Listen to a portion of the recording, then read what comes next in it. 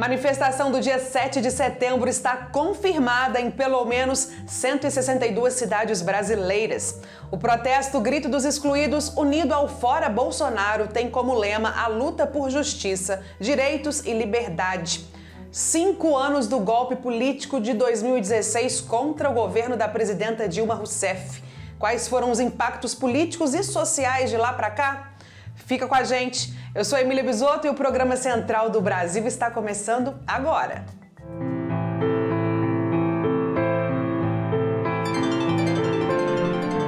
Central do Brasil. No dia 1º de janeiro de 2011, Dilma Rousseff ocupava o cargo de presidenta da República, com o propósito de ampliar as conquistas do governo anterior, gerido por Lula. Na época, o Brasil havia alcançado resultados positivos de crescimento e estabilidade, que permitia ao povo sonhar com um país melhor e igualitário. Num curso contrário a esse, políticos da oposição articulam um golpe orquestrado por Eduardo Cunha e o vice-presidente da República, Michel Temer. A manobra foi apoiada pela oposição parlamentar e por veículos da imprensa comercial. 5 anos se passaram e o resultado os brasileiros têm sentido na pele. O governo de Bolsonaro é ainda colheita infértil do golpe contra o governo de Dilma Rousseff. Acompanhe agora um resumo numa produção do Brasil de Fato. Esse é o segundo julgamento a que sou submetida em que a democracia tem assento junto comigo no banco dos réus. Na primeira vez, fui condenada por um tribunal de exceção. Daquela época, além das marcas dolorosas da tortura, ficou o registro em uma foto da minha presença diante dos meus algozes, no momento em que eu os olhava, de cabeça erguida, enquanto eles escondiam os rostos com medo de serem reconhecidos e julgados pela história. Hoje, 4 décadas depois, não há prisão ilegal. Não há tortura. Meus julgadores chegaram aqui pelo voto, mesmo voto popular que me conduziu à presidência. Tenho por todos, por isso, o maior respeito. Mas continuo de cabeça erguida, olhando nos olhos dos meus julgadores. Apesar das diferenças, das grandes diferenças, sofro de novo com o sentimento de injustiça e o receio de que, mais uma vez, a democracia seja condenada junto comigo.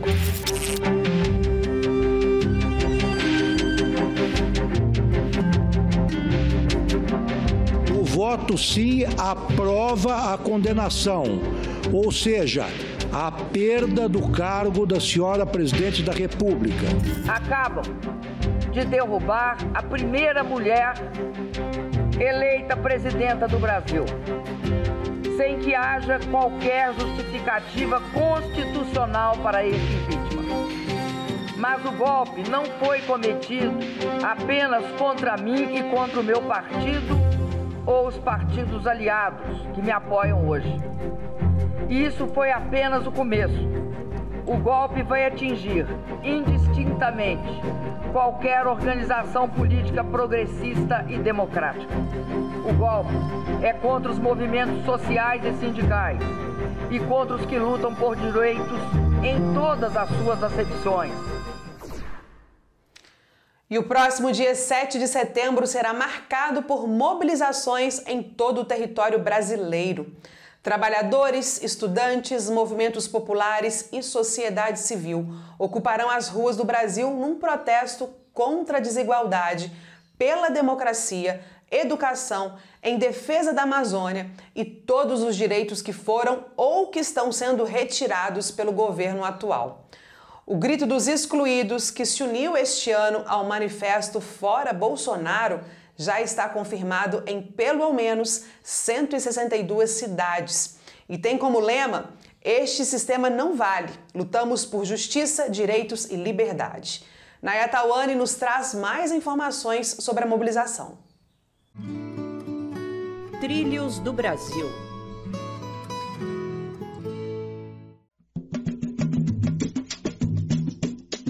Em sua 27ª edição consecutiva, o Grito dos Excluídos e Excluídas ocupará as ruas de todo o país no próximo dia 7 de setembro para lutar por saúde, comida, moradia, trabalho, renda e impeachment de Bolsonaro.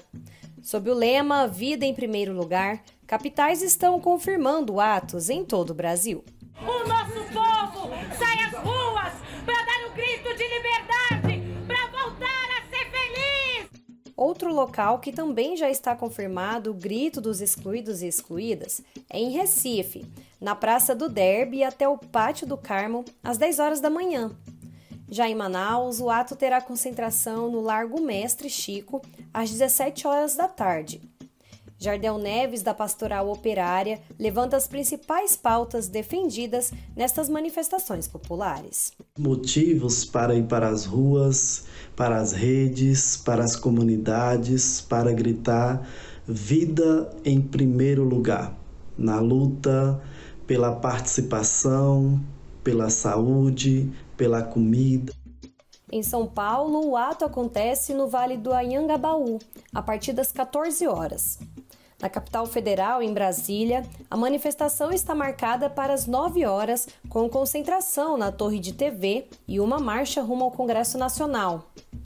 Rodrigo Rafael, da Frente Povo Sem Medo, reforça os protocolos sanitários que serão seguidos durante os atos. Então é fundamental que a gente vá para as ruas com segurança, com máscara, com álcool em gel, mas também com criatividade, levando a nossa voz, levando a nossa indignação. Outros atos estão sendo articulados em diversas cidades.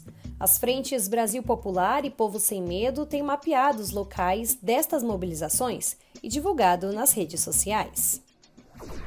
O cenário político que enfrentamos hoje e que abarca a alta da inflação, todo e qualquer tipo de intolerância, desmatamentos, ataque aos direitos da classe trabalhadora e a tentativa de descrédito democrático são características resultantes do golpe político de 2016. Um projeto pensado e muito bem articulado para tirar direitos de alguns e privilegiar outros. Nesse sentido, Naya Tauane conversa com Luiz Felipe Miguel, o cientista político que aponta as consequências do golpe nos dias atuais e a importância em se combater a continuidade ao processo de ataque à democracia. Entrevista Central. Olá, a entrevista central de hoje recebe o cientista político Luiz Felipe Miguel. Ele conversa com a gente sobre os 5 anos do golpe contra a presidenta Dilma Rousseff e os riscos que a democracia brasileira corre hoje sob o governo de Bolsonaro. Bem-vindo, Luiz. Ao completar 5 anos, o golpe contra a presidenta Dilma Rousseff tem profundas ressonâncias na vida do povo brasileiro. Quais foram os fundamentos e as características do golpe em 2016? O golpe, para mim, ele teve como principal objetivo impedir que o campo popular, que os partidos populares, que os movimentos sociais tivessem voz na política brasileira. Porque não é que os governos anteriores, os governos de Lula e de Dilma, tivessem promovendo uma grande revolução no país, mas eram governos em que o campo popular tinha voz, participava do debate público, do debate político, podia colocar as suas reivindicações e existia um ambiente que permitia que alguns avanços fossem possíveis. E com o golpe de 2016, todo esse setor vai ser silenciado. É um processo de criminalização da esquerda, de criminalização dos movimentos sociais, de aumento da repressão, de uma espécie de macartismo, né? Uma situação em que determinadas ideias não podem aparecer no debate público. De que maneira as ideias, os personagens e as forças políticas que materializaram o golpe em 2016 ainda representam hoje um risco à democracia brasileira? Nesse momento, parece que alguns desses setores são setores que estão, na verdade, ansiando pela democracia, né? Os que se colocam na oposição contra o Bolsonaro, eles assumem um discurso democrático. Mas se eles realmente quiserem mostrar compromisso com a democracia, eles têm que fazer autocrítica do que foi feito em 2016.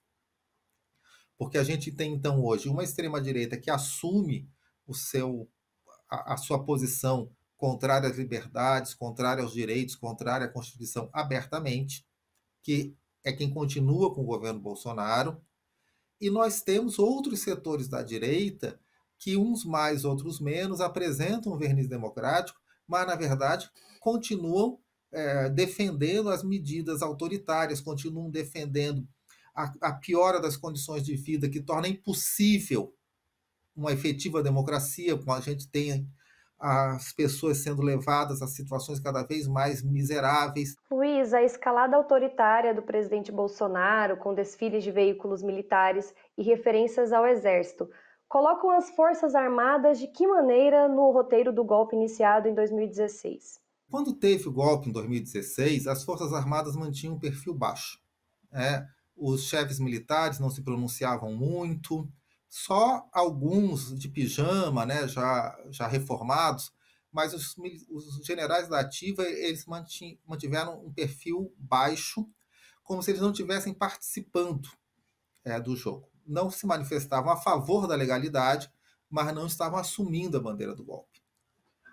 O governo Temer já mostra algo diferente, Quer dizer, no governo Temer, a gente tem já alguns chefes militares com postura muito à direita, ocupando posições de destaque, como o general Etgói em primeiro lugar.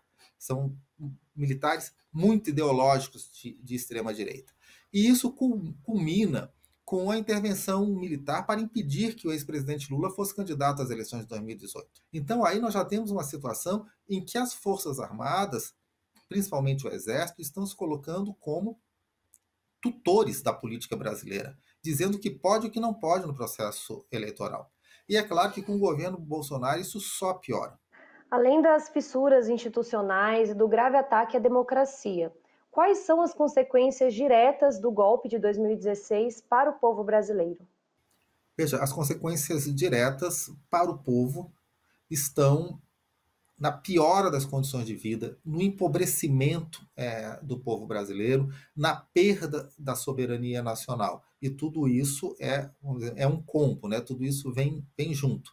Porque o projeto de país de quem estava à frente do golpe de 2016 e hoje continua na figura do Paulo Guedes, de quem toma as grandes decisões do governo Bolsonaro, é o projeto de um país que é basicamente um país subalterno nas relações internacionais, que aceita sem questionar a sua posição de vassalo dos Estados Unidos, que não toma as decisões principais sobre a sua economia internamente e que se reduz a exportar bens primários.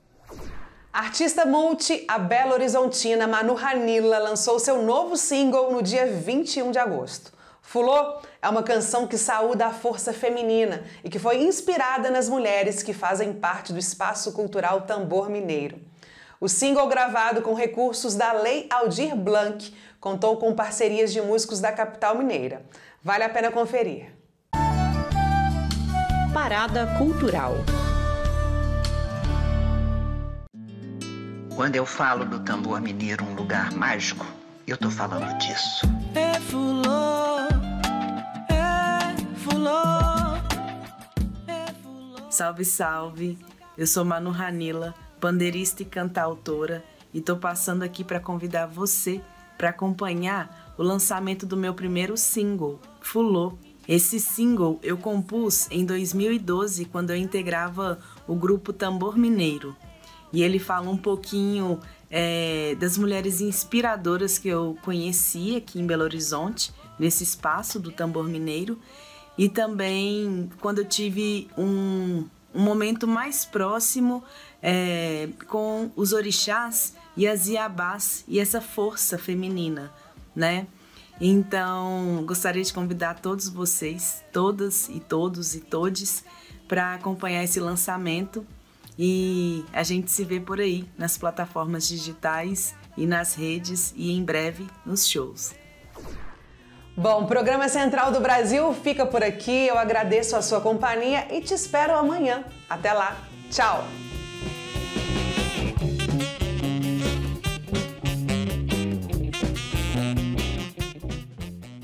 Central do Brasil, a rede de comunicação dos movimentos populares.